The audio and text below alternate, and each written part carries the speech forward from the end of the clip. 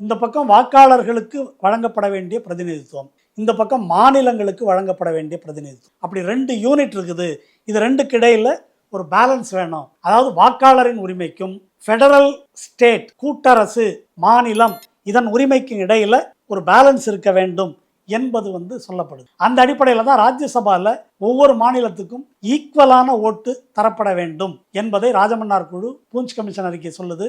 3 வல்லுநர்கள் குழு அறிக்கையில் அமெரிக்காவில் எப்படி இருக்குது, ஜெர்மனியில் எப்படி இருக்குது என்பதெல்லாம் அதை விளக்கி சொல்கிறாங்க. அதாவது பெரிய மாநிலங்களுக்கு அவர் அதிகபட்ச நாடாளுமன்ற உறுப்பினருக்கு கட்டுப்பாடு விதிக்கணும். சின்ன மாநிலங்களுக்கு மக்கள் தொகை அடிப்படையில் இல்லாமல் கூடுதலாக நாடாளுமன்ற உறுப்பினர்கள் தரப்பட வேண்டும். அதுபோல் மாநிலங்கள் அவை என்று சொன்னால் அங்கே சின்ன மாநிலம் பெரிய மாநிலம் என்ற வேறுபாடு இல்லாமல் ஈக்குவலாக பிரதிநிதித்துவம் தரப்பட வேண்டும். இதெல்லாம் அதில் இடம்பெற்றிருக்குது. 1974 மாநில சுயாட்சி தீர்மானத்துக்காக தமிழ்நாடு சட்டமன்றத்தில் நடைபெற்ற விவாதங்கள் ஆழி பதிப்பகம் போட்டிருக்கிறாங்க. அதை எடுத்து படித்து பாருங்கள்.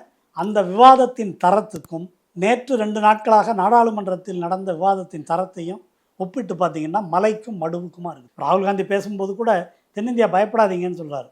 அது ஒரு வட இந்தியரின் பார்வையில் ஒரு பெரிய அண்ணன் போல் நமக்கு ஆறுதல் சொல்கிற மாதிரி இருக்குது. கான்ஸ்டியூஷனோட பார்வையில் நீங்களும் நானும் ஈக்குவல்.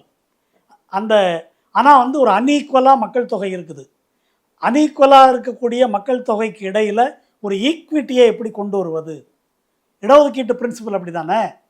அநீதி இழைக்கப்பட்டு விட்டது, அன்ஈக்குவலாக இருக்குது சமூகம். இந்த இன்ஈக்குவாலிட்டிக்கு இடையில் ஒரு ஈக்விட்டியை எப்படி கொண்டு வருவது என்று இடஒதுக்கீடு ரிவர்ஸ் டிஸ்கிரிமினேஷன் கொடுத்தாக்கா அது ஈக்குவாலிட்டிக்கு எதிரானது என்று ஆதிக்க சாதிகள் பேசுகிறார்கள். அந்த வாதத்தை தான் மேத்தமேட்டிக்கலாக எண்ணிக்கை அடிப்படையில் மட்டும்தான் பிரதிநிதித்துவம் என்று பேசுபவர்கள் முன்வைக்கிறார்கள். அது இந்துத்துவ அரசியலினுடைய ஐடியாலஜிக்கல் பேஸுக்கு மிக நெருக்கமாக இருக்கிறது. அப்போ இதன் காரணமாக இப்போ தமிழ்நாட்டில் என்ன பார்க்குறோம்? எடப்பாடி ஸ்டாலினுக்கு பயம் வந்துருச்சு. அமித்ஷாவே எனக்கு வாக்குறுதி கொடுத்துருக்காரு. அன்புமணி தேச துரோகம். என்ன தேச துரோகம்? சிஏஏக்கு நீ தான் ஓட்டு போட்ட. இந்த ஒரு ஓட்டில் தான் சிஏஏ பாஸ் ஆச்சு ராஜ்யசபாவில். அதை விட பெரிய தேச துரோகம் உண்டா? உங்கள் மேலே இருக்கிற சிபிஐ வழக்கு எதுக்காக இருக்குது தெரியுமா? லாய்க்கே இல்லாத, எந்த கட்டுமானமும் இல்லாத, வைத்தியர் இல்லாத, நோயாளி இல்லாத இடத்துக்கு மெடிக்கல் காலேஜுக்கு லைசன்ஸ் கொடுத்த ஊழலுக்கு தான் கேஸ் இருக்குது. நீங்கள்லாம் தேச துரோகத்தை பற்றி பேசுவதா? மசோதாவை தோற்கடித்து விட்டோம். ஆனால் மக்கள் மன்றத்தில் இந்த பிரச்சனையை அவர்கள் எடுத்து செல்லுகிறார்கள். திரும்ப திரும்ப நீங்கள் 4-8 ஃபீல்டு வரைக்கும் மகளிருக்கு இடஒதுக்கீடை தடுத்துட்டாங்க.